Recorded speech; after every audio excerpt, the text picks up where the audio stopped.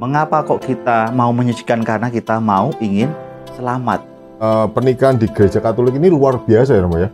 Nikah kalau nggak ada keinginan jelas tidak ada. Materinya ada dua pribadi yang ingin menikah.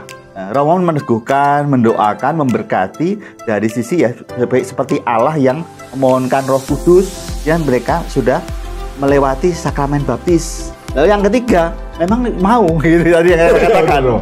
Karena menikah itu kan bukan saja untuk sehari dua hari tapi untuk selamanya. Kalau misalnya Romo, pasangan ini satu Katolik, yang satu belum Katolik Romo, apakah gereja juga bisa menerima ini? Mendidik anak-anaknya dalam iman Katolik, karena perkawinan kan punya hak dan kewajiban.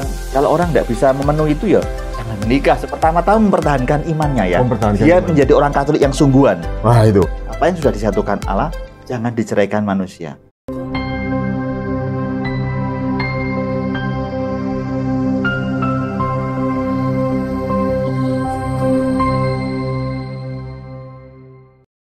Halo, selamat datang di rumah saya.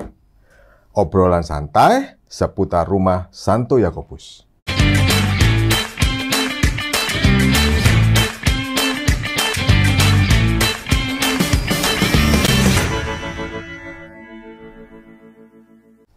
Sobat saya, gimana kabarnya? Tentu luar biasa dong. Nah, hari ini kita mau bahas mengenai satu sakramen yang sangat-sangat indah, yaitu sakramen perkawinan. Banyak sekali teman-teman yang sudah chat, sudah tulis komen mengenai sakramen perkawinan ini. Nah, hari ini kita akan sedikit bahas dengan satu sosok yang luar biasa, yang kita sering panggil dengan nama Romo Bruno. Nah, ini dia. Nah, Romo. Ya. Selamat datang di rumah saya, Romo. Ya, terima kasih. Nah, pertama-tama, teman-teman, kita juga ingin tahu, Romo. Mungkin Romo bisa ceritakan sama teman-teman semua di sini, profil Romo Bruno. Wah, profil. Yang belum kenal saya rupanya ya. Ada yang mungkin belum kenal, Romo. Ya, saya Romo Bruno Joko Santoso. Biasa dipanggil Romo Bruno. Saat ini saya menjadi pastor kepala paroki di Santo Yusuf Karangpilang. Ya, kebetulan juga Januari kemarin saya ditunjuk Monsinyur untuk menjadi Romo Kevikepan Surabaya Barat. Ya, gitu. Saat ini saya sudah 18 tahun menjadi imam tahun ini. Dan saya bersyukur sekarang saya boleh kembali untuk melayani paroki, karena sebelumnya tahu sendiri saya adalah banyak waktu saya habiskan pelayanan di seminari. Di seminari ya. Mungkin sekitar kalau 18 ya 16 tahun saya di seminari. 16 tahun. Oke, siap. Baik, itu saja, Pak. Oke, terima kasih. Romo. Tadi saya mau nyebutin kurikulum vitae-nya Romo, tapi saya lihat di sini sekitar 7 lembar, Romo. Jadi nggak usah. Kita skip aja, Romo ya. Skip aja. Oke, sekarang kita langsung masuk ke sakramen perkawinan. Ya, Romo. Nah, baik. Pertama-tama mungkin Romo bisa jelaskan arti sakramen itu apa dan arti sakramen perkawinan itu apa, Romo? Ya, sakramen itu memang kata yang sering didengar, tapi nampaknya bagi umat itu kurang sekali ditanya itu bingung apa itu sakramen. Padahal kalau sakramen itu kan sakra itu kan suci. Ya. Nah, kenapa kok kita ada sakramen? Supaya untuk menyucikan. Mengapa kok kita mau menyucikan? Karena kita ingin selamat. Mencapai pada keselamatan.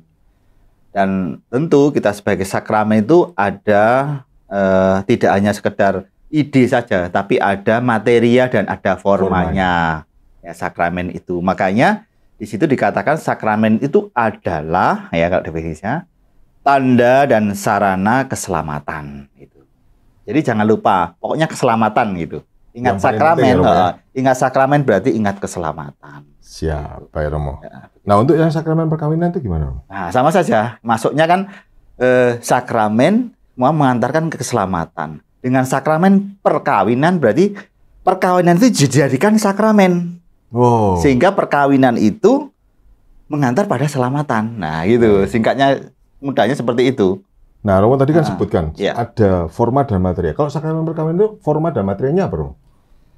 Forma materialnya adalah jelas ada materinya, ada dua pribadi, pria dan wanita itu yang memiliki kehendak untuk saling menerimakan.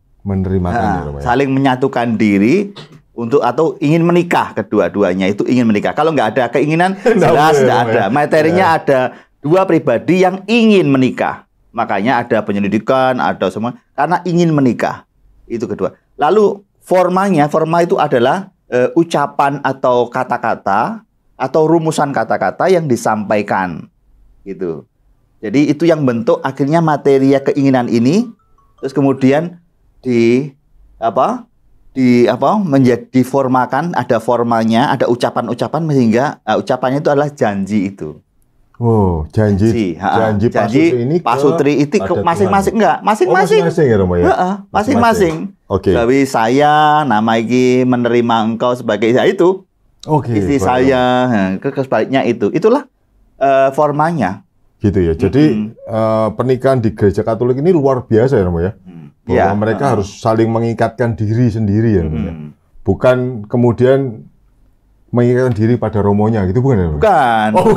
Bukan. Justru malah indahnya sakramen ini adalah yang menerima kan mereka berdua. Betul. Bukan romonya. Romonya itu meneguhkan. Baik. Nah, romo meneguhkan, mendoakan, memberkati dari sisi seperti Allah yang memohonkan Roh Kudus, wakil Allah yang memohonkan Roh Kudus untuk mereka. Yang menerima mereka berdua menerimakan. Jadi saling menerimakan sakramen itu. Baik. Yang pria menerimakan yang wanita, wanita menerimakan yang pria gitu. Luar biasa. Nah, teman-teman, kita udah tahu ya bahwa saling menerimakan ya, Romo ya. Nah, Romo, kita udah tahu ini semua dari awal tadi. Nah, sekarang syarat, Romo. Syarat agar pasangan itu bisa menerima sakramen perkawinan ini apa, Romo? Nah, syaratnya ya tadi kembali kepada yang awal ya. Jadi mereka yang mau menerima sakramen, kalau sakramen berarti orangnya harus sudah dibaptis. Oh, udah dibaptis. Makanya kalau pernikahan itu antara yang dibaptis dan tidak dibaptis, namanya bukan sakramen. Oke, baik, Romo. Jadi harus kedua-duanya sudah dibaptis. Nah, ya artinya mereka sudah melewati sakramen baptis. Siap. Ya toh? Syukur-syukur sudah Ekaristi pasti sudah ya biasanya. Terus krisma. Itu harus, Romo, krisma ya? Mestinya sudah. Mestinya kalau usia itu loh. Tapi kalau misalnya baptisan baru ya mungkin nunggu dulu, nikah dulu baru nanti krisma, enggak masalah. Ya, tapi artinya baptis itu yang menjadi pintu masuknya. Oke. Begitu. Baptis itu. Baptis ini baptis itu. Jadi itu. Lalu kemudian syarat yang kedua, selain baptis itu kan dari buku surat baptis dibuktikan bahwa dia masih bebas atau enggak. Oh, liber, statusnya bebas. Belum menikah, belum ada ikatan aslinya. Ada ikatan apapun. Termasuk juga ikatan-ikatan misalnya kalau seorang imam gini ya, ada ikatan dengan gereja. Tidak hanya dengan manusia tapi dengan institusi gereja. Saya sudah menikah dengan gereja itu sehingga saya sudah enggak status bebas. Enggak bisa ya, Romo? Enggak bisa ya? Enggak bisa. Sama dengan orang yang sudah menikah lalu bisa mau nikah lagi, enggak bisa. Baik. Karena apa? Karena sudah punya ikatan nikah yang sebelumnya itu. Itu jadi halangan. Jadi sudah dibaptis, tidak ada halangan. Nah, lalu yang ketiga, memang mau gitu tadi yang saya katakan. Kalau nggak mau, nggak ada kehendak, itu ya berarti ya memang atau paksaan atau apa jelas nggak bisa. Orang menikah nggak bisa. Oke, nah kalau nggak salah kita bisa mengetahui persyaratan ini pada saat kita ini ya, Romo ya. Apa istilahnya? Sekolah sebelum perkawinan ya. Iya, ada namanya kursus perkawinan. Namanya kursus perkawinan. Oke. Memang harus ada itu ya, harus melewati fase kursus perkawinan ya. Iya, itu gereja memang menyediakan kursus perkawinan ya supaya memang calon ini dipersiapkan dengan baik ya. Karena menikah itu kan bukan saja untuk sehari dua hari tapi untuk selamanya. Memang begitu ya, selamanya? Ya, selamanya. Waduh, salah. Namanya sudah menikah ya untuk selamanya. Oke. Itu. Jadi memang dipersiapkan dengan baik dari pihak calon ini, kedua calon ini ya tentu dengan penyelidikan sebelumnya ya dari lingkungan, dari gereja itu disiapkan, diajar, ada banyak materi kan itu ya untuk kursus perkawinan itu.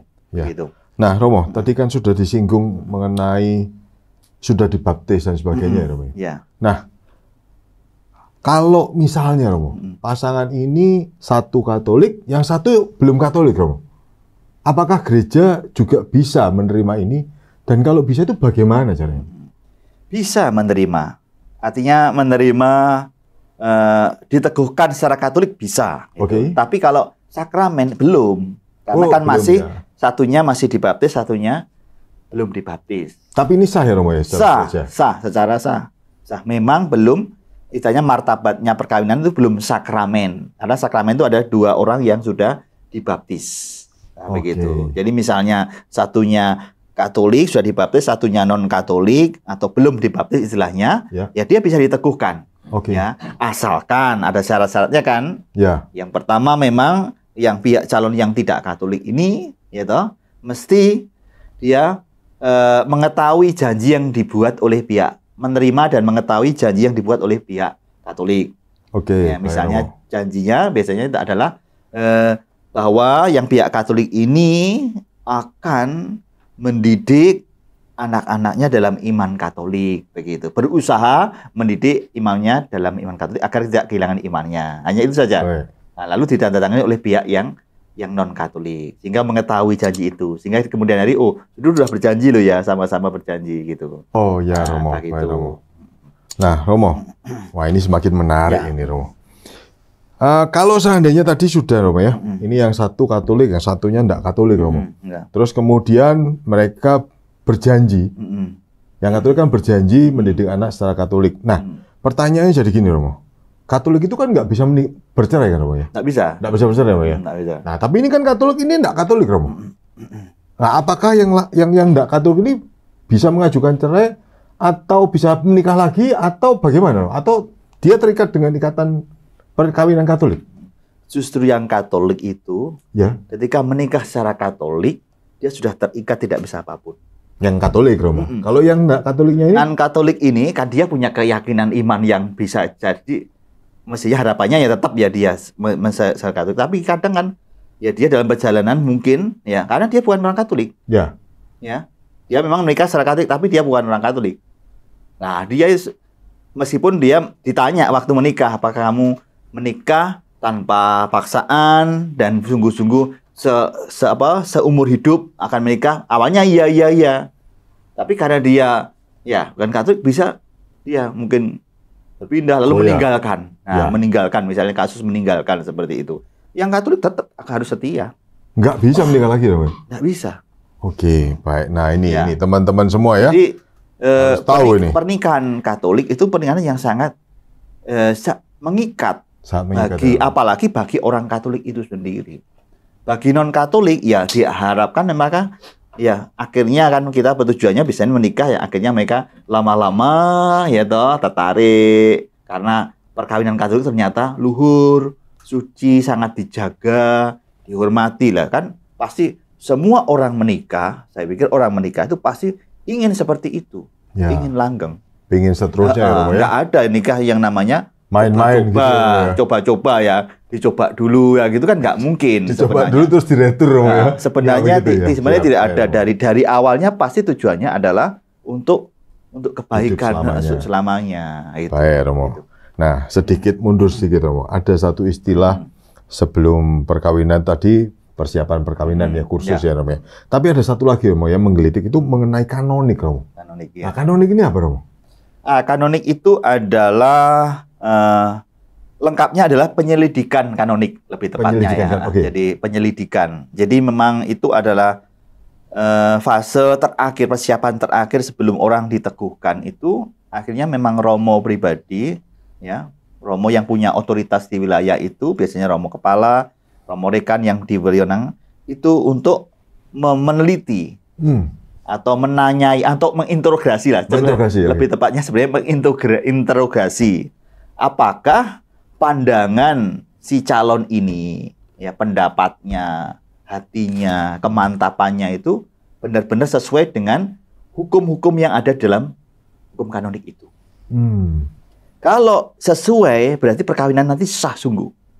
Kalau nggak sesuai, berarti ada catatan-catatan. Oh, ada. Ya, catatan-catatan yang harus dibuat oleh Romo itu. Ya, bisa jadi pandangannya berbeda. Oke. Karena dia bukan orang Katolik, maka pandangannya berbeda. Gitu. Tapi jelas kalau misalnya apakah kamu mau menikah? Ini monogami, satu pasangan seumur hidupmu? Jawabannya tidak. Langsung tulis tidak. Ya kita nggak bisa teruskan. Oh gitu ya. Karena dari awal dia sudah menyangkal perkawinan yang semacam itu. Tadi dia ada rencana untuk tidak monogami dan sebagainya. Tidak bisa. Oke, jadi itu penyelidikan kanonik itu betul-betul detail. Ya, gunanya itu. Sampai tadi akhir ya. Kapan hari ada kasus ya. Pernikahan kedua saya. Pernikahan kedua. Jadi pernikahan kedua, orang sudah pernah menikah, terus cerai secara sipil, lalu menikah lagi dia karena dia menjadi Katolik. Jadi Katolik lalu ya kita bantu. Nah, saya sudah curiga dari awal. Ini kayaknya kok baru ketemu, kayaknya baru satunya sudah punya anak dan sebagainya. Ya memang saya catat saja. Jadi memang saya temukan bahwa ada dari mental, dari pribadi, emosi itu keluar dia cerita. Pernah ada punya depresi, pernah ada kekerasan dan sebagainya, ada memang. Nah, kemudian saya catat di situ. Belum perkawinan setelah kanonik, setelah 2 minggu atau 3 minggu, ada berita nggak jadi. Yang wanita nggak mau. Nah, lalu yang laki-laki datang gereja, kami sudah siap. Nggak bisa loh, calon nggak mau. Ya. Akhirnya, meskipun sudah kanonik, tapi catatan itu sangat penting bagi kita, karena misalnya kejiwaan, kemampuan menggunakan akal budi, dia sekolah tingkat berapa itu juga perlu sangat menentukan. Jangan sampai ternyata orangnya nggak ngerti apa-apa, artinya sangat rendah pemahamannya untuk bisa mengemban istilahnya hak dan kewajiban hidup perkawinan. Karena hidup perkawinan kan punya hak dan kewajiban. Kalau orang nggak bisa memenuhi itu ya jangan menikah. Sebenarnya kan gitu kasarannya ya. Itu sangat riskan untuk menikah. Itu begitu kanonik itu. Baik. Jadi interogasi atau penyelidikan secara lebih mendalam dan oleh Romo sendiri. Nggak boleh orang lain ya. Romo. Sehingga istilahnya Romo itu harus diyakinkan bahwa dengan jawaban ini bahwa ini sudah menikah dan tidak ada halangan. Baik Romo. Begitu. Romo, mundur sedikit Romo. Ya. Yang tiba-tiba tergelitik di sini adalah tadi Romo bilang bahwa ikatan perkawinan itu salah satunya janji untuk mendidik anak secara Katolik, Romo. Kalau non Katolik dengan non Katolik ya, nah, betul.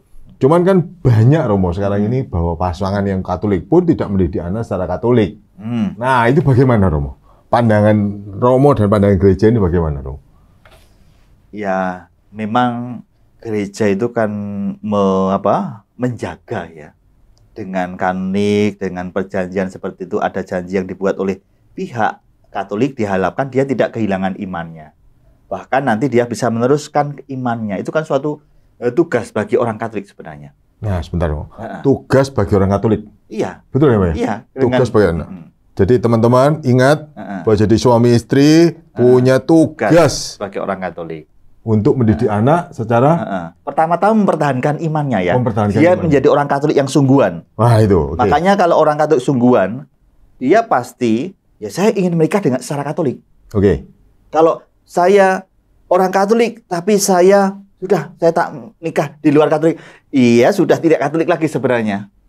Karena dia sudah tidak kuat imannya. Kalau dia orang Katolik betulan saya mau menikah secara Katolik, meskipun calon saya bukan Katolik. Ya, bagaimana supaya saya ajak untuk masuk mau gereja. Bukan mau masuk gereja tapi mau menikah secara Katolik itu saja. Nah, saya tidak mau kehilangan iman saya dan juga anak-anak saya. Ya, itu tugas kita sebagai orang Katolik. Kalau nggak ada orang Katolik nggak punya perasaan seperti itu, siapa yang mau menjaga gereja? Ya, semuanya wis terkeluar masuk bebas kan, bukan lagi itu. Ya, itulah. Ya. Jadi teman-teman diingat bahwa menikah itu tidak hanya masalah suami istri saja, tapi harus menjaga iman dan kemudian mendidik anak-anak secara Katolik. Ya. Nah, itu penting. Dan itu tugas loh. Bukan Romo yang ngomong, tapi memang tugas dari mereka berdua sudah dijanjikan ya. Dan dari Allah sendiri. Sendiri. Karena sudah dibaptis itu tadi. Baik. Baptisan yang melekat itu sudah otomatis dia punya tugas sebagai nabi, imam, dan raja. Itu. Siap, Romo. Ya. Romo, dilanjutkan ini. Nanti kalau enggak, nanti pertanyaannya nggak selesai-selesai. Ya, Romo. silakan. Nah, kalau orang ini sudah siap mau menikah, Romo. Nah, apa saja yang harus dipersiapkan oleh pasangan ini selama proses akan menerima sakramen ini, Romo? Setelah kanonik. Setelah kanonik. Setelah kanonik. Mau ini kan setelah itu mau menikah nih, Romo. Ya. Mau menerima sakramen perkawinan nih. Apa saja yang mesti disiapkan dalam proses ini, Romo? Ya, harapannya ya. Kalau saya kan nggak tahu persisnya ya. Ya. Tapi harapannya kita sebagai gereja, pihak gereja itu memang ya. Jadi ini kanonik itu bukan pernikahan lo ya. Bukan berarti kalau sudah dikanonik kalian boleh hidup bareng gitu, nggak boleh.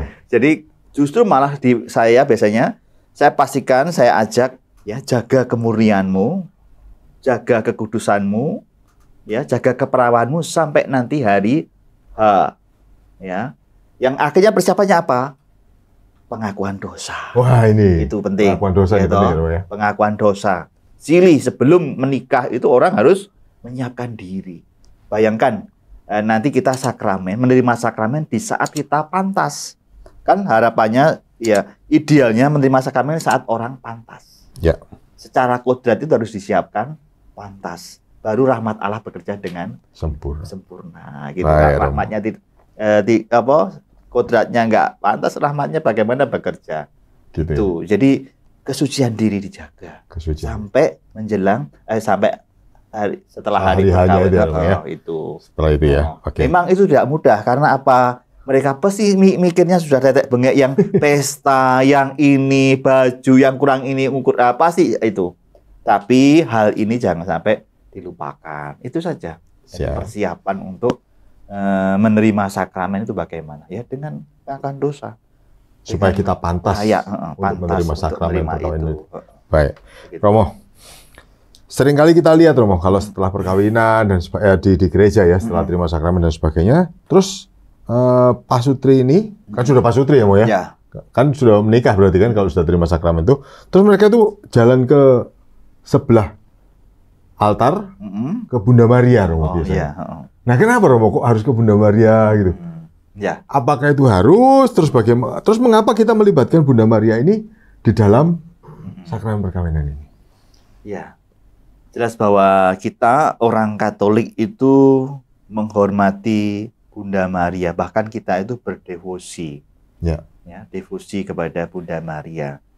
Dan kita pernah diajarkan bahwa setiap kita itu berdoa melalui Bunda Maria atau bersama pertolongan doa-doa Bunda Maria, doa kita itu akan cepat sampai kepada Kristus gitu loh.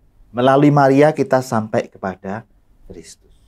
Nah, pasutri yang datang ke Bunda Maria ya dengan harapan ya sungguh-sungguh bahwa pernikahan yang baru saja dia terima, ya toh, nanti akan dia jalani, dan dia janji yang sudah dia jalani, sekarang di hadapan Bunda memohon pertolongan Bunda untuk menjaga dan menolong, ya, mendoakan terus ya pasangan ini sampai ya nanti ya mereka berpulang, nah gitu ya. Artinya itu. Jadi itulah ya, kita Bunda Maria itu bukan apa ya, bukan masalah kita menyembah Bunda Maria, tidak, tetapi kita itu memohon pertolongan sebagai ibu. Dia adalah ibu Yesus, ya, ibu Tuhan kita.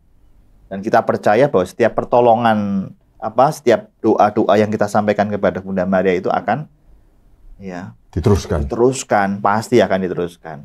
Dan Bunda Penolong itu sudah terbuktilah untuk banyak masalah ya, banyak keluarga ya, Pak Yong ya, banyak keluarga yang mau pecah dan sebagainya datang kepada Bunda, sembuh, Pak.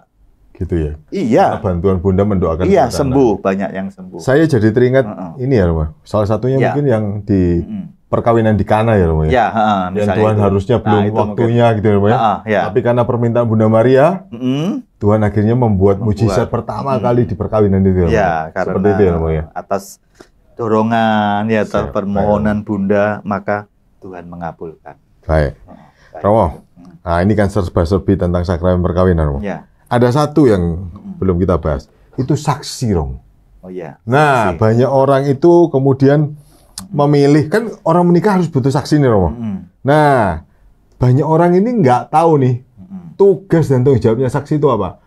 Kami semua gitu ya, mungkin awam ini berpikir saksi ya cuma datang, tanda tangan, menyaksikan bahwa itu sah gitu kan. Ya. Nah itu harusnya tugas dan tanggung jawabnya seperti apa sih, Om?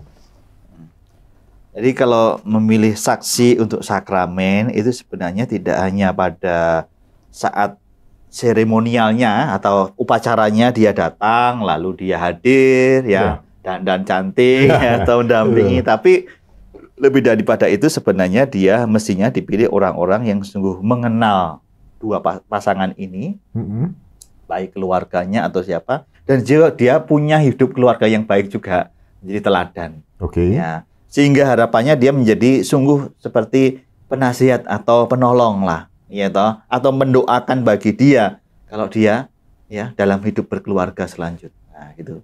Jadi itu saksi itu sungguh-sungguh tidak hanya untuk memenuhi tanda tangan di berkas kanonik atau berkas pernikahan, tapi sungguh-sungguh sebenarnya dia harapannya bisa memantau, mengingatkan, mendidik, bahkan seperti itu saksi itu. Jadi berat harusnya tugas saksi. Ya sama dengan saksi baptis itu, wali baptis itu. Ya, wali baptis atau kan mesti ada walinya ya gitu ya. Betul. Nah, ini juga demikian sebenarnya, menikah itu sudah ada semacam bukan wali tapi saksi ya, mereka menjadi ya, dan memang kalau tanpa saksi yang nggak sah perkawinan itu. Jadi memang ya ada dua orang itu ya, saksi dengan penentu. Oke, Romo. Tadi kita udah bahas banyak detail dan sebagainya. Nah sekarang Romo, bagaimana gereja Romo memberikan kayak semacam arahan atau harusnya untuk sebuah keluarga ini bisa menjaga kesetiaannya. Itu seperti apa, Romo? Ya, ini berarti kan tipsnya atau tipsnya lah, tipsnya. Bagaimana, Romo? Harusnya bagaimana gitu? Iya, harusnya bagaimana, Romo? Jadi memang apakah harus sering makan malam bersama atau bagaimana gitu maksudnya? Itu salah satunya. Ya, Pak. Jadi gimana, Romo? Memang begini ya. Jadi kesetiaan itu kan memang bukan hal yang mudah ya. Itu kan berproses ya. Orang menjadi setia itu berproses. Orang menikah pun meskipun ya berjanji itu, tapi mungkin sekian tahun dia akan kendur dan lain sebagainya. Maka kan perlu sebagai manusia itu perlu semacam refresh gitu ya. Ia memiliki sekarang itu me time itu saya. Me time. Ya, antara pasutri itu memang punya cara sendiri bagaimana mereka punya waktu bersama ya. Bersama. Dan kalau memang ingin sungguh-sungguh ya orang berani menjaga kesetiaannya, meskipun katakanlah ya pasangannya tapi tetap dia mau setia, ya memang kuncinya adalah mereka pegang pada Tuhan. Artinya memang menikah ini ya, yang menyatukan ini adalah Tuhan sendiri. Apa yang sudah disatukan Allah jangan diceraikan manusia. Yang ingin menceraikan itu kan manusia. Ya. Allah dari semula tidak mau menceraikan. Allah ingin tetap mereka satu, meskipun berat, meskipun satunya ya. Makanya karena janjinya itu dalam sakit, dalam untung, malang, gitu. Sakit, sehat. Nah, itu ya. Itu kan memang maksudnya ya setialah dalam keadaan apapun. Nah, maka kalau Tuhan itu meminta, pasti Tuhan memberikan sebenarnya senjata. Ya, senjata untuk orang menjalani hidup pernikahan pasti sudah dikasih senjata. Ya. Senjatanya apa ya? Orang tetap ya dalam satu bahwa yang menyatukan kami itu bukan saya sendiri. Ini bukan karya manusia pernikahan itu, tapi karya Allah. Maka kalau bagaimana orang setia? Ya orang harus terus merenungkan pernikahannya, harus membuat jalan istilahnya. Kemarin saya baru saja ya, terima kasih pertanyaan gandeng dengan Romo Kudu, kotanya Romo Kudu di Blitar itu ya. Jadi orang harus membuat jalan sendiri. Dua orang itu membuat jalan. Ya, tentu jalannya mereka berjalan berdua dengan Tuhan. Ya, sulit pasti, tapi membuat jalan terus tiap hari jalannya. Ya saling mendengarkan, pergi bersama, ya diskusi bersama terus itu, membuat jalan setiap hari dari hari ke hari. Bersama Tuhan. Ya bersama Tuhan. Berarti ini ya Romo ya, bahwa sebuah keluarga ini harus dibangun dengan Tuhan sebagai pusat ya Romo ya. Iya, kedua-duanya itu memang harus. Ya makanya kalau idealnya kalau satu iman kan lebih, ya harapannya ya itu kan lebih gampang untuk menyatukan itu. Ya memang ada Tuhan di balik semua ini ya itu. Pegangannya ada Tuhan di balik rencana pernikahan ini. Dan tidak ada rencana Tuhan yang kebetulan ya Romo ya, untuk menyatukan keduanya ini. Pasti sudah direncanakan. Oke. Ya. Baik, terima kasih Romo. Hari ini kita bahas banyak banget Romo tentang sakramen perkawinan. Jadi teman-teman, sakramen perkawinan di Gereja Katolik ini luar biasa banget. Bahwa ternyata kita membangun sebuah keluarga ini tidak hanya berdasarkan keinginan pribadi, tapi juga harus membawa Tuhan di dalam keluarga kita. Betul ya, Mo ya? Iya. Dan membawa Tuhan di dalam keluarga adalah dengan menyatukan hati suami dan istri. Romo tadi sudah ingatkan, tipsnya juga harus ada me time gitu ya. Me time maksudnya me time dengan pasangan, jangan me time dengan pasangan orang lain gitu ya. Bahaya itu. Note, tidak boleh. Nah, betul ya, Mo ya? Iya, betul. Nah, itu bahaya. Nah, dan juga punya tugas dan tanggung jawab untuk mendidik anak secara Katolik. Teman-teman, hari ini kita cukup banyak belajar tentang sakramen perkawinan, maka kita semua juga harus selalu menyiapkan hati bahwa di dalam suatu sakramen perkawinan, untuk menerima satu sakramen perkawinan, kita juga harus menyiapkan semuanya. Tadi Romo juga sampaikan bahwa setelah kanonik pun, teman-teman semua harus menjaga hati. Gitu ya. Jangan sampai di saat perkawinan nanti, kita dalam kondisi tidak berahmat, tidak layak. Dan jangan lupa, pada saat akan menerima sakramen perkawinan, harus melakukan yang namanya pengakuan dosa. Nah, teman-teman, janji Tuhan itu tidak pernah jelek. Tuhan tidak pernah membuat rencana gagal, dan yakinlah bahwa pasangan yang Tuhan berikan kepada kalian adalah pasangan yang terbaik Tuhan berikan pada kalian. Tuhan tidak pernah memberikan hal yang jelek terhadap hidup kita. Betul ya, Mo? Betul. Kalau Tuhan memberikan yang terbaik, dan kemudian terjadi percayaan, itu pasti karena manusianya. Manusia. Seperti Musa yang Seperti Musa. mengatakan bahwa itu karena kekerasan hatimulah maka Musa membuat surat cerai. Itu, teman-teman harus itu ingat karena ya. keras hatinya. Teman-teman Bukan karena harus ingat. Tuhan. Nah, jangan lupa, setelah ini, kalian siapkan hati, didik anak-anak kalian secara Katolik, dan kemudian menyiapkan semuanya untuk menjadi keluarga kudus Nazaret. Oke, terima kasih atas kehadirannya Romo. Baik. Ya. Sebentar lagi Romo juga masih ada tugas yang lain ya Romo ya? Ya. Oke, terima kasih teman-teman. Hari ini kita sudah sampai pada penghujung acara.